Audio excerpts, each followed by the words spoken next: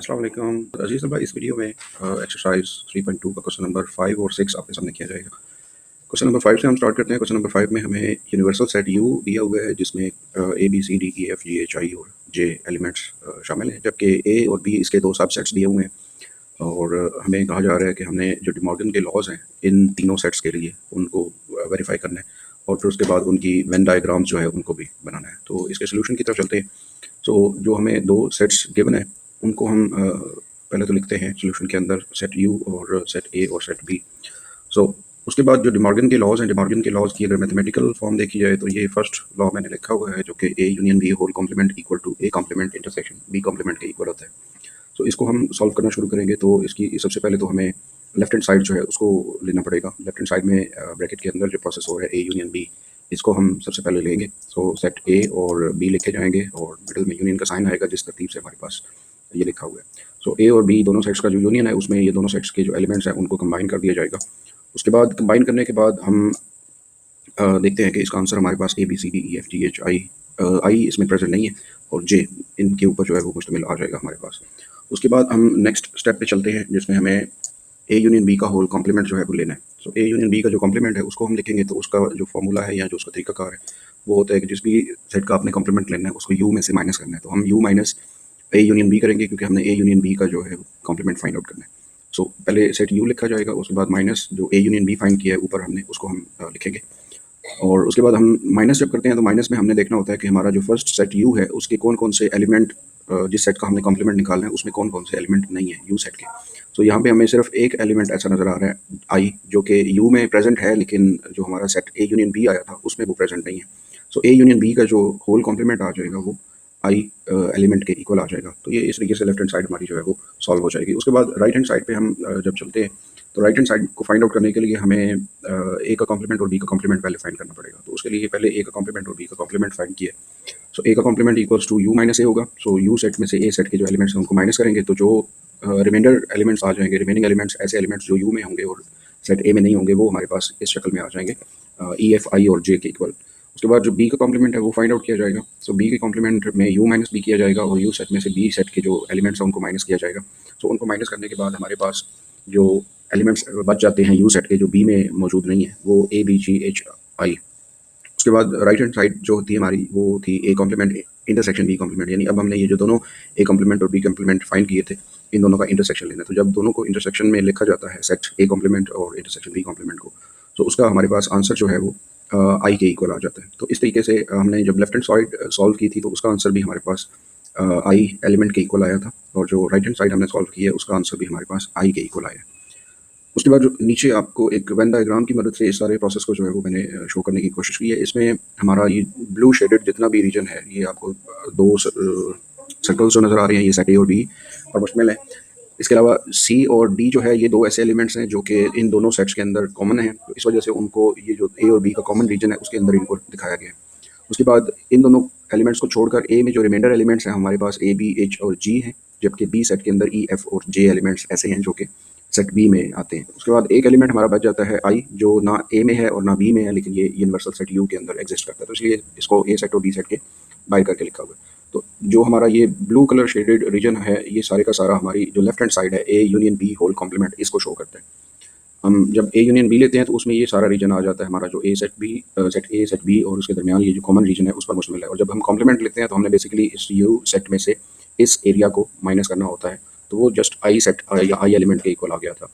इसी तरह जब राइट हैंड साइड पे हम चलते हैं तो ये जितना भी ग्रीन शेडेड एरिया आपको नजर आ रहा है इस डायग्राम में ये A complement intersection B complement जो राइट हैंड साइड बनती है डिमॉर्गन के फर्स्ट लॉ की उसकी राइट हैंड साइड को शो करता है। और इसमें भी जो सेट ए सेट बी के एलिमेंट्स हैं वो लिखे गए हैं, उनको डिफरेंट कलर्स के सर्कल्स में शो किया गया है, जबकि सी डी जो दरमियान में येलो कलर का हाईलाइटेड आपको एरिया नजर आ रहा है ये उन दोनों का कॉमन रीजन है, यानी कॉमन एलिमेंट्स इस रीजन के अंदर पाए जाते हैं। तो बुनियादी तौर पर इसकी ये वेन डायग्राम बनती है अगर हम फर्स्ट लॉ ऑफ डिमॉर्गन को देखें। उसके बाद सेकंड लॉ ऑफ डिमॉर्गन जो है उसमें हमें A intersection B whole complement पहले मालूम करना पड़ेगा और उसके बाद ए का कॉम्प्लीमेंट यूनियन बी का कॉम्प्लीमेंट मालूम करना पड़ेगा। सो लेफ्ट हैंड साइड में हम ए इंटरसेक्शन बी से स्टार्ट करते हैं, तो सेट ए और सेट बी का जो इंटरसेक्शन लिया जाएगा तो उसमें जस्ट कॉमन एलिमेंट्स आ जाएंगे जो कि सी और डी दो एलिमेंट्स हैं। उसके बाद जब हम ए इंटरसेक्शन बी का होल कॉम्प्लीमेंट लेते हैं तो हमें यू में से ए इंटरसेक्शन बी को माइनस करना पड़ेगा। सो यूनिवर्सल सेट जो है उसमें से ए इंटरसेक्शन बी का जब सेट माइनस किया जाएगा तो ये हमारे पास उसकी आंसर की शक्ल में जो रिमेनिंग एलिमेंट्स बच जाते हैं सेट यू के, वो आ जाएंगे। उसके बाद इसकी जो राइट हैंड साइड है उसमें हमने ए के कॉम्प्लीमेंट और बी के कॉम्प्लीमेंट का यूनियन फाइंड आउट करना है। सो ए का जो कॉम्प्लीमेंट प्रीवियसली हमने पहले पार्ट में फाइंड किया था वही हम इस्तेमाल करेंगे यहाँ पे, और इसी तरह बी का कॉम्प्लीमेंट जो पिछले पार्ट में इस्तेमाल किया था, फाइंड आउट किया था, उसी को ही हम यहाँ पे यूज़ करेंगे। सो जब दोनों सेट्स के ए कॉम्प्लीमेंट और बी कॉम्प्लीमेंट का जो सेट आया था हमारे पास, उनका जब हम यूनियन लेते हैं तो यूनियन लेने के बाद हमारे पास ये उसका आंसर आ जाता है राइट हैंड साइड का, यानी A complement union B complement. So answer जो लेफ्ट हैंड साइड का था वो हमारे पास ये आंसर नंबर 1 था, जबकि ये आंसर नंबर 2 आया। तो हम दोनों आंसर्स को अगर कंपेयर करें तो दोनों आंसर जो हैं वो एक दूसरे के इक्वल आ रहे हैं। इसका मतलब ये हो गया कि जो हमारे जितने भी डे मॉर्गन की लेफ्ट हैंड साइड है और राइट हैंड साइड है वो आपस में एक दूसरे के इक्वल प्रूफ कर दी है। अब आगे इसकी जो वेन डायग्राम बनती है वो यहाँ पे आपको बना के दिखाई गई है। सो जितना भी ये येलो कलर में हाईलाइटेड रीजन है ये हमारा ए इंटरसेक्शन बी के कॉम्प्लीमेंट का शो कर रहा है, क्योंकि ए इंटरसेक्शन बी में हमारे पास सिर्फ ये वाइट वाला रीजन जो है वो आ जाता है जिसमें दो एलिमेंट सी और डी आते हैं।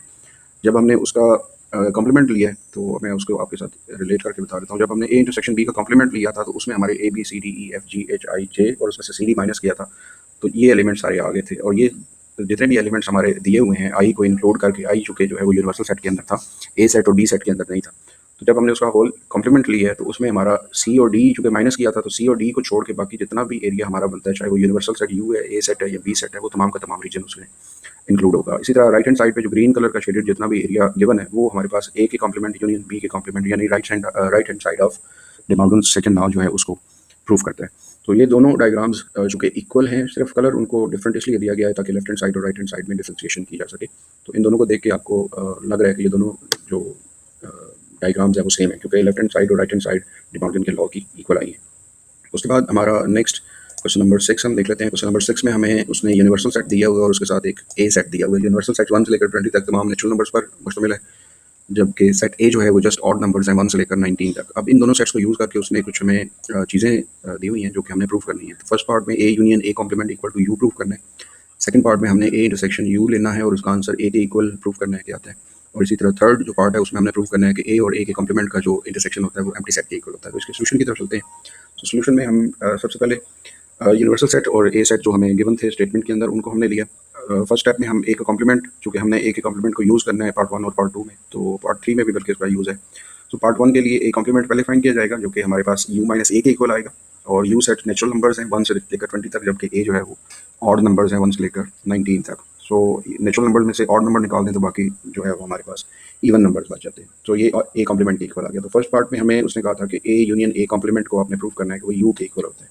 सो हम लेफ्ट हैंड साइड को लेके चलेंगे A union A complement. So A set जो था वो ऑड नंबर्स पर एग्जिस्ट कर रहा था, कंसिस्ट कर रहा था, तो उसमें तमाम के तमाम हमारे ऑड नंबर्स आ जाएंगे सेट ए के अंदर, जबकि यूनियन जब हमने लेना है, यहाँ पे नेगेटिव माइनस का साइन यूज़ हुआ है, ये माइनस का साइन नहीं आता बल्कि ये यूनियन का साइन आता है।